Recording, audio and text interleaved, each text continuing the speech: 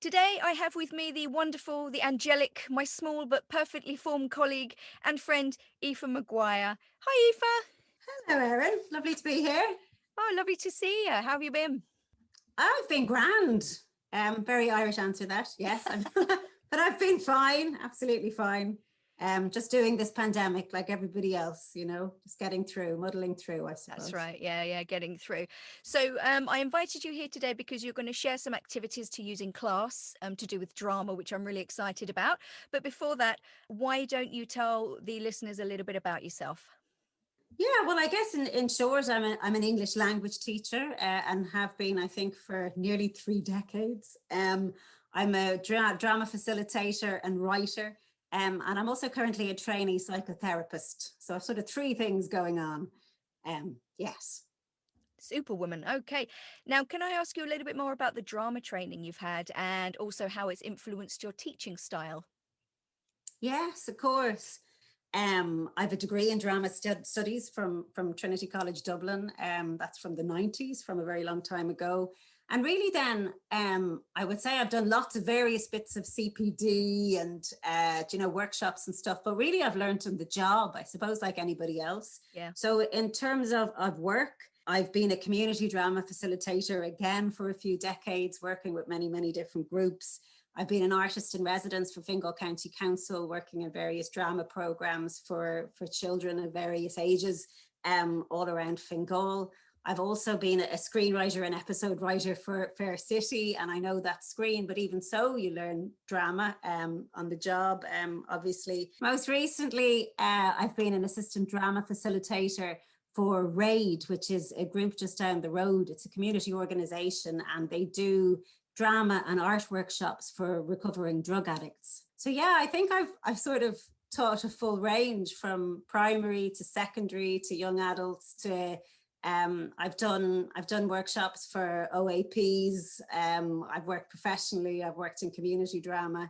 So yeah, probably quite a wide range of experience in that way.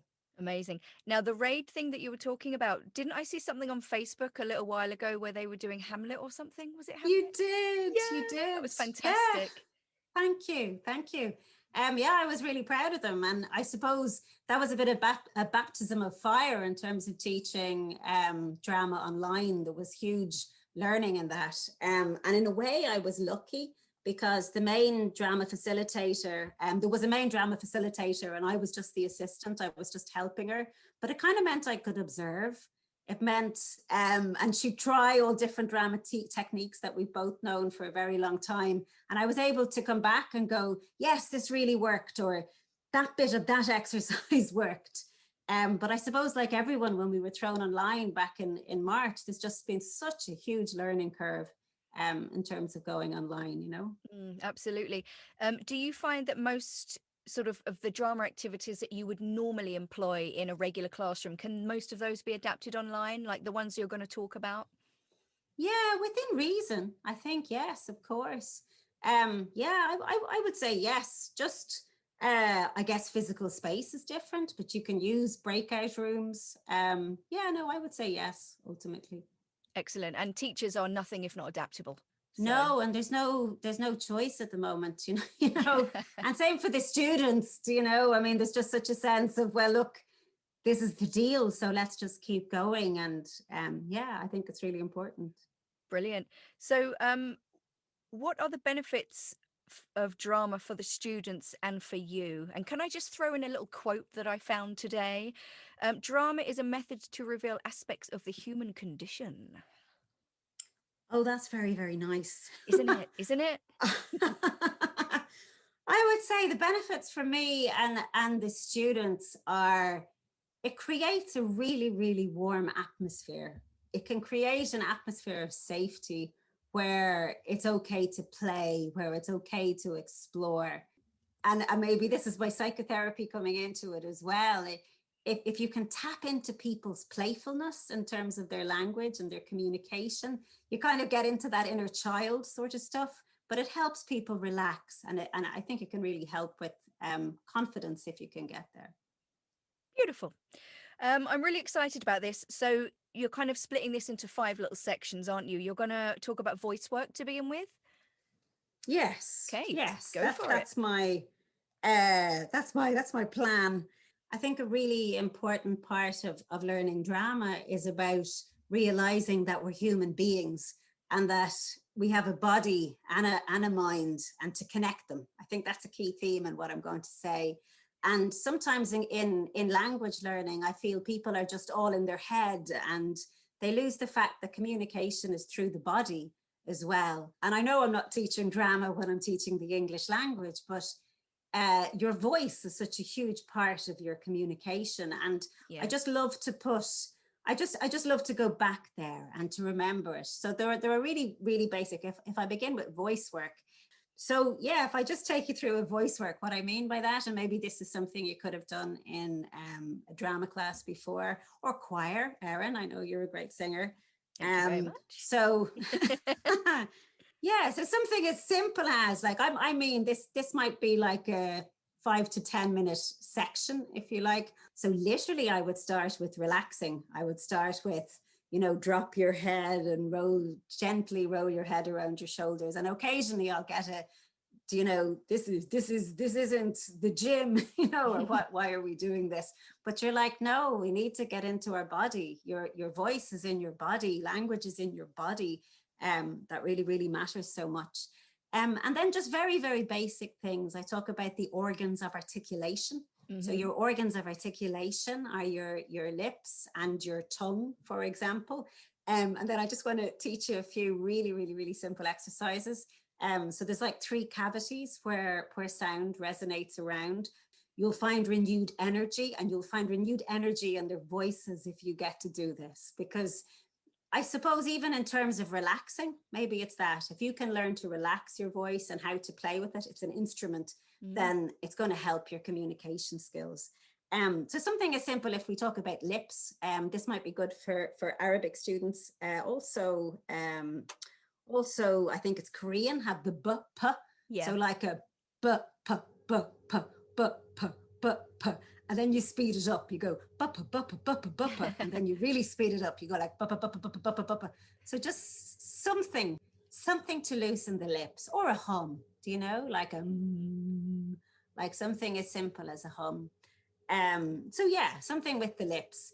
The tongue can often be a very funny one to exercise. And this might sound crazy, but your tongue makes 3 sounds. If you have a listen, there's a sound at the top of your tongue, the middle of your tongue, and the back of your tongue. Okay. So I teach this in a really, really simple way. And again, you can bring that into phonetics and pronunciation and where your tongue is in terms of the th or the or all these different sounds.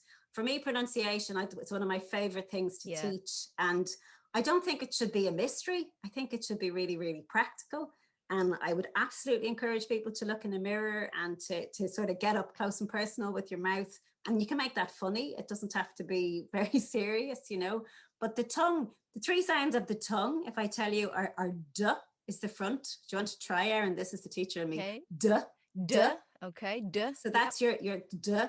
The middle of the tongue is y. Yeah. Oh yeah. Yeah. You can kind of feel your tongue flattening and rising to the top of your the roof of your mouth. Yeah. Yeah. Okay. Very good.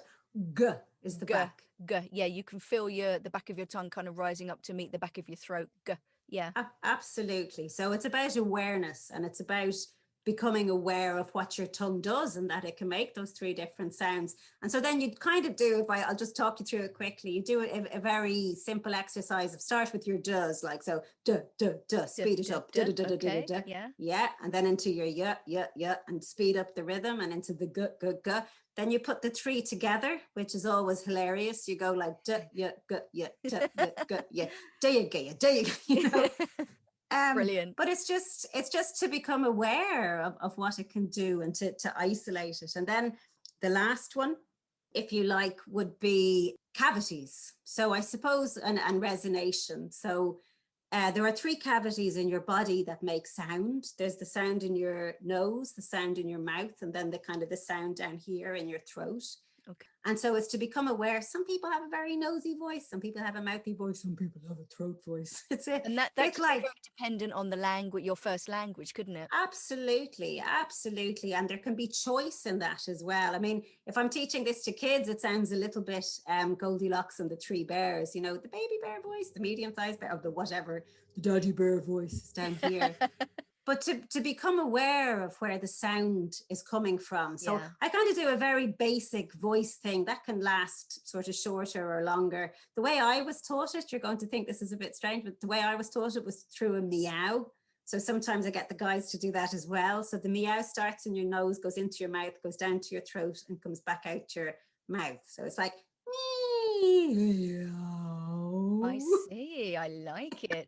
And I think you can't fail to get a giggle then if you do something like that. Well, that's it. And you know, everyone can meow. You can kind of relax a bit. Like, it's not rocket science, it's extremely practical. And yeah, and there's a sense of, I would always get everyone to stand up and be in a circle when I was Hmm. when I'm doing this. So obviously that's very difficult to do. You can't do it online. But I would, but even so, I would get people to stand up if I'm doing this online. There's no reason people can't stand up, Yeah. you know, generally speaking. We give it a shot. Yeah. Okay, what's your sort of second section? Well, I guess I just wanted to say that I think you can use drama in any situation.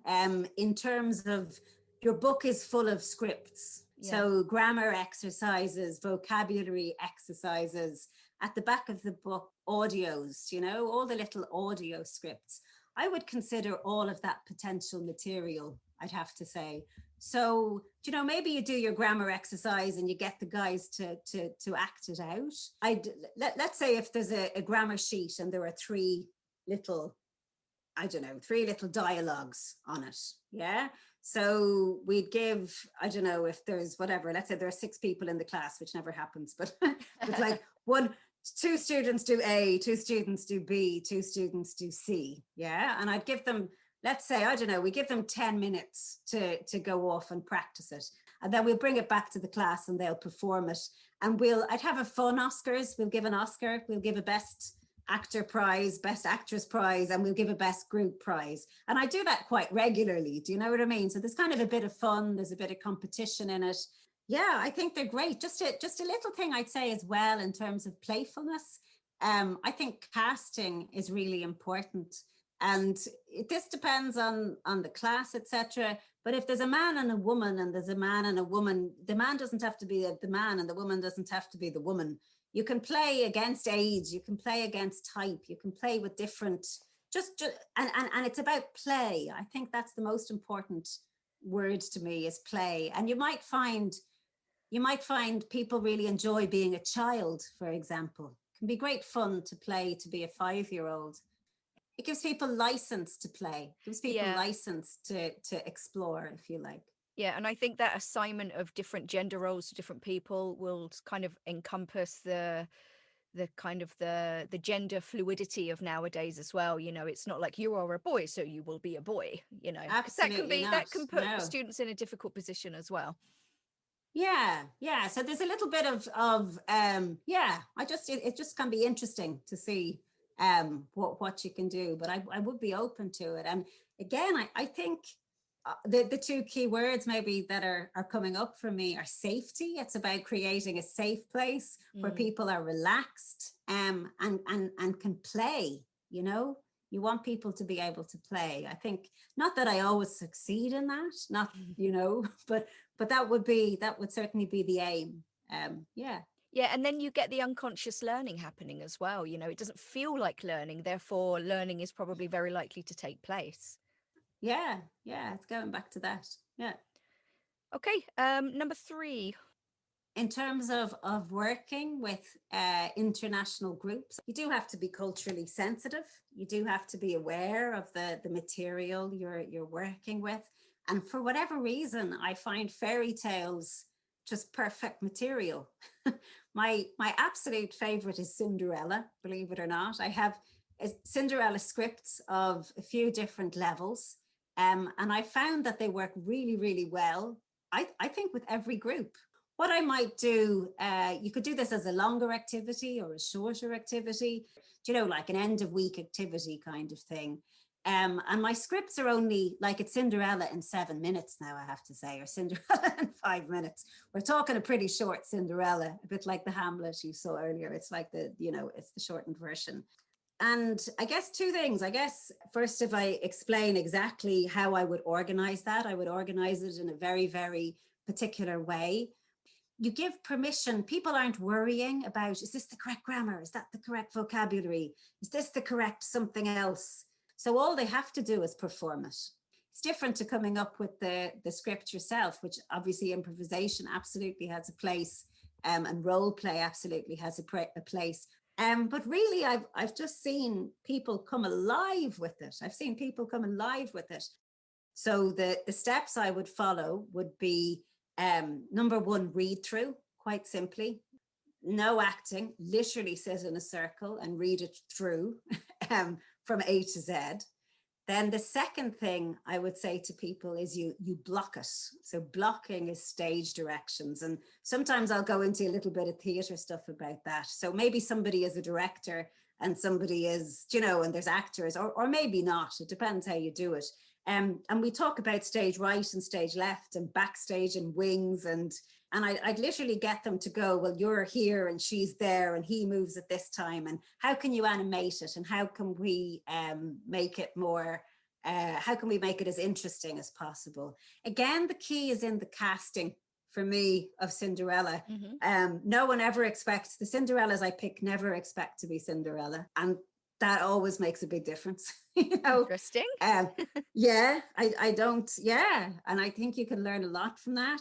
And if anyone is to ever do it, your key characters are your ugly sisters. Your ugly sisters are great crack. They're great fun. That's where the fun is going to be, So I suppose to give it to people, it's the messers in your class probably are the ugly sisters. The people who are going to, and they're the big parts generally. They're the ones, and then the narrator is somebody who probably is able to speak quite well or not too worried about it.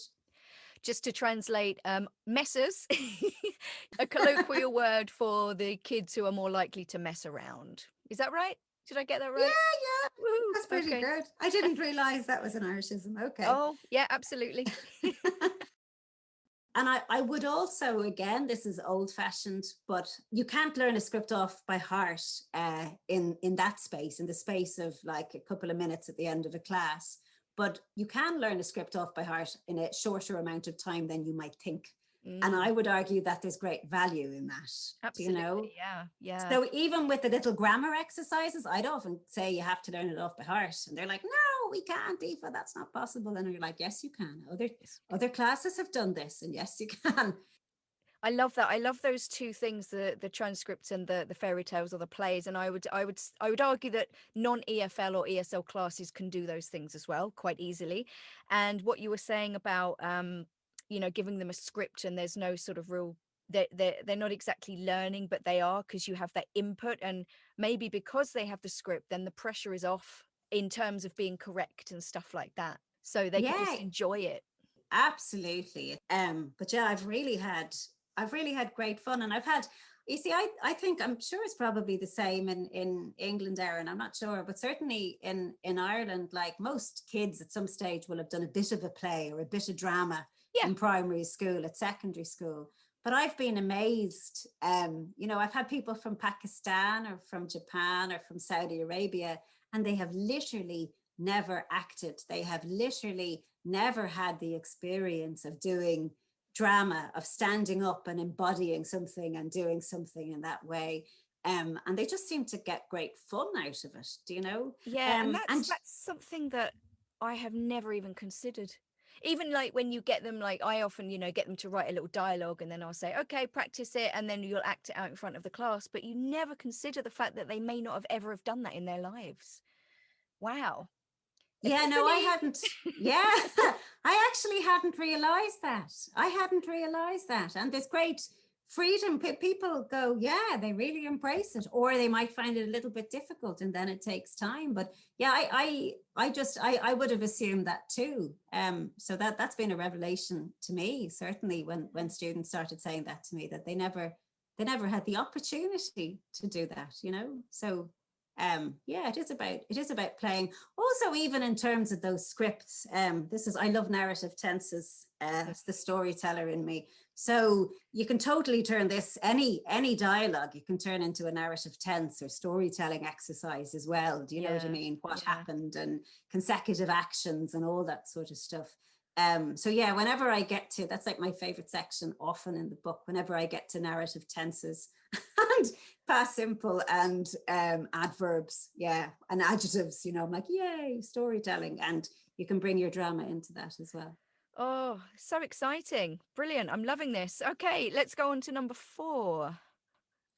When you asked me about drama in the classroom, Erin, I did think, and I was like, oh, you this was a really good exercise for me as well. And I was sort of thinking, well, where do my ideas or strategies, or it gave me a moment to reflect as well, and just maybe to give a little bit of theory, if you like. So Yeah. I was really, really lucky when I was in Trinity, that I had a woman called Christine Poulter, who was she's like the community drama guru, I would say, in Ireland and Britain. She's just fantastic. And her book called Playing the Game. And just what I realized was she has sort of a few basic concepts, but I really like how she explains them. What she does is she divides the exercises into 3, right, to begin with. So you've got low focus exercises, medium focus exercises, and high focus exercises. So, for example, a low focus exercise is where somebody is getting to practice, but they're not the focus of the room. It's just on them. So, for example, in pronunciation, if we all say the word a, train, and everybody says it. So you're not pinpointing, you're not highlighting anybody to begin with. It's about building up confidence, if you like. And then I guess it's kind of building up. It's building up your focus level. So the very other side of that would be asking somebody to come out with something completely by themselves. Do you know what I mean? So to invent something or to create something. So I guess what I'm saying is scaffolding. Yeah. It's to notice the steps of how to build confidence. Do you know what I mean? Great So point. that, do you know what I mean? So you're not suddenly throwing someone in the deep end. Mm. So you build them up. They get to practice in a group. They get to practice with everybody in the class. They get to practice in a pair. Then maybe we highlight at the end and we hear different bits and pieces. But I would be really, really, really, really aware of that. And I had a teacher who used to say, try to catch people being good, if you like. Now, I think she meant in terms of behavior, but I'm always listening for somebody saying something in a particularly interesting way, or a particularly natural way.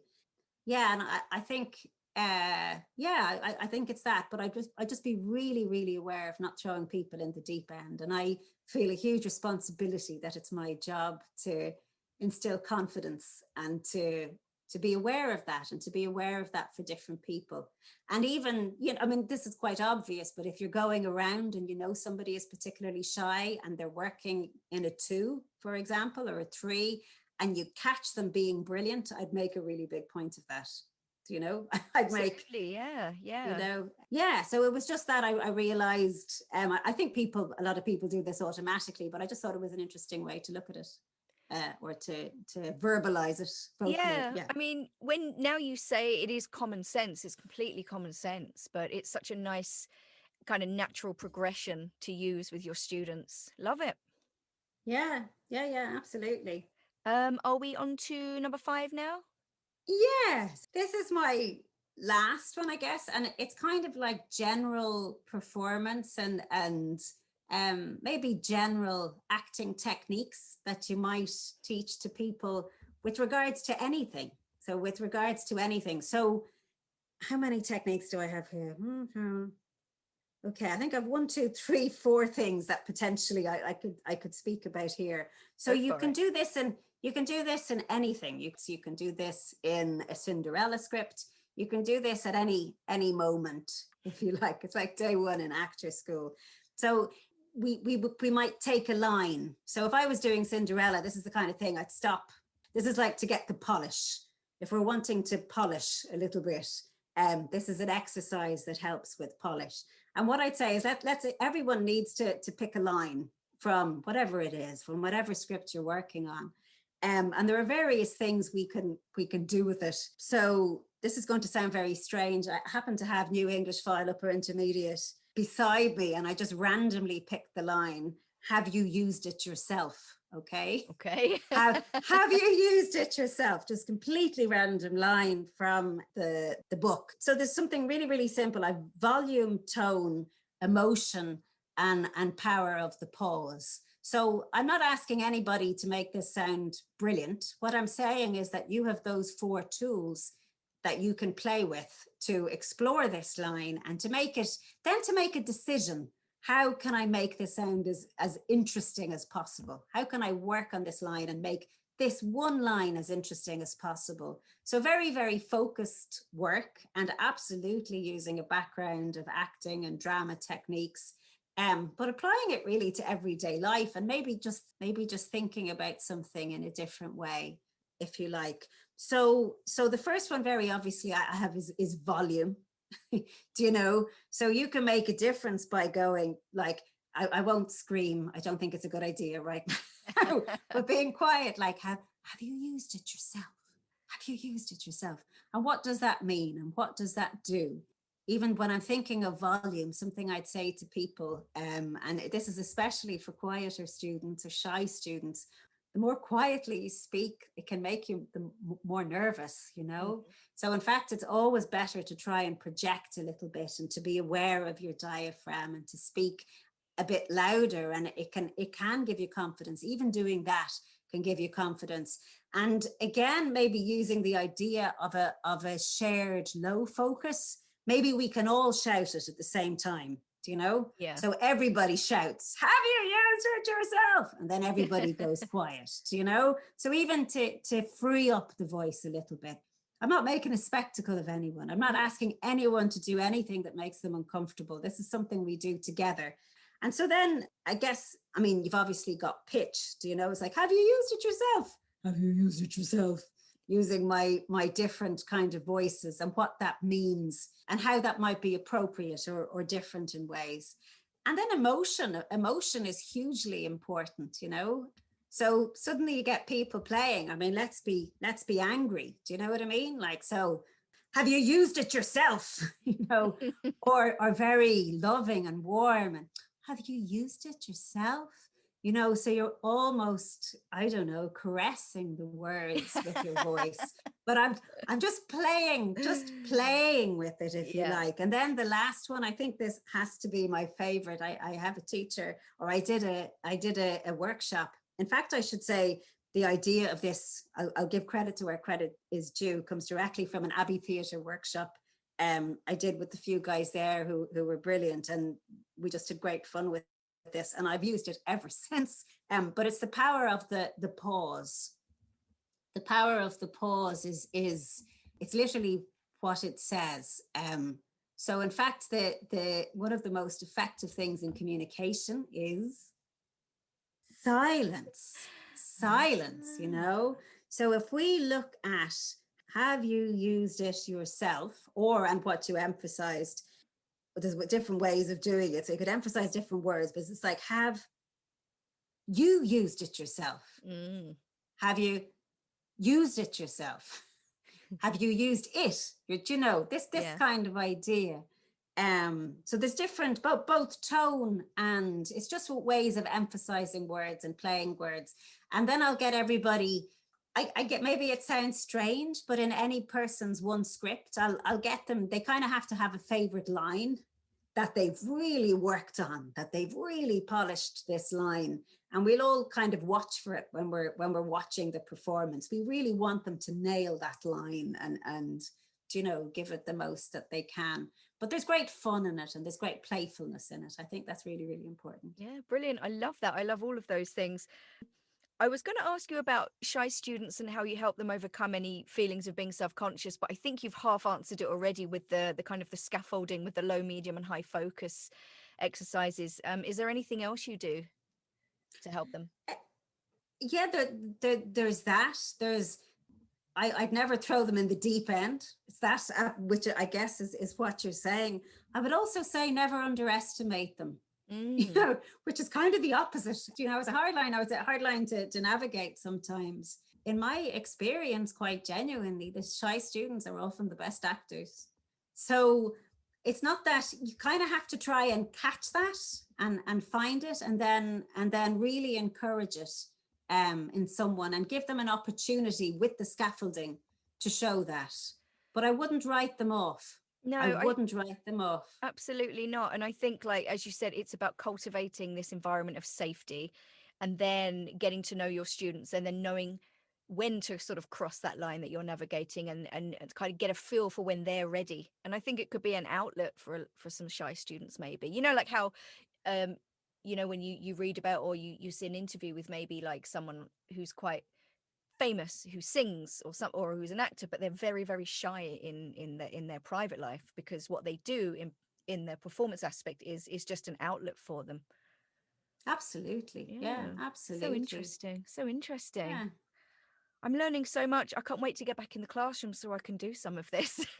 I can see Excellent. my Friday lessons just transforming into I this mean, like into drama. Well, yeah, no, I yeah. would highly recommend it. Like, I guess it's been an automatic thing for me, or a kind of just a natural thing, because they're two very big interests for me. Yeah, The it's two just it's areas. so nice Yeah, just hearing about it though because I'm always happy to learn new stuff and to adapt my lessons and stuff like that. And I just think this kind of advice that you're giving, it's very practical. I think any teacher in any kind of school, they don't have to be an EFL teacher, they can get something out of this episode, which is just really, really good. What else was I going to ask you?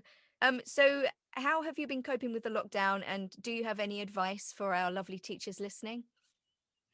Um, yes, I'm absolutely going to follow the crowd. I think me and so many people I know have become very interested in yoga. Mm. Um, and I would say, and maybe it ties a little bit into what I was saying, because it's absolutely about connecting.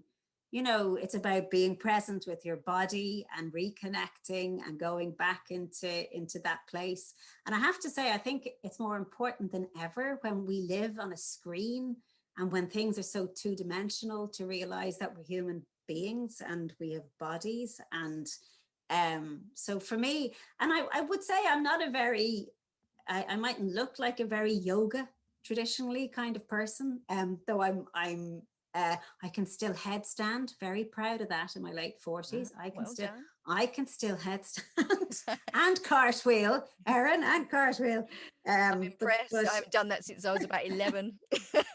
um, but just even something as simple as YouTube and I've done the online yoga classes with my local gym, just to support them.